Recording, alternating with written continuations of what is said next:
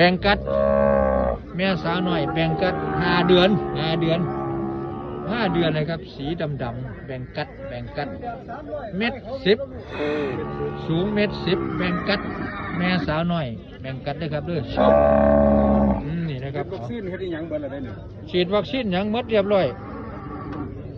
สมบูรณ์ขนาดแบ่งกัด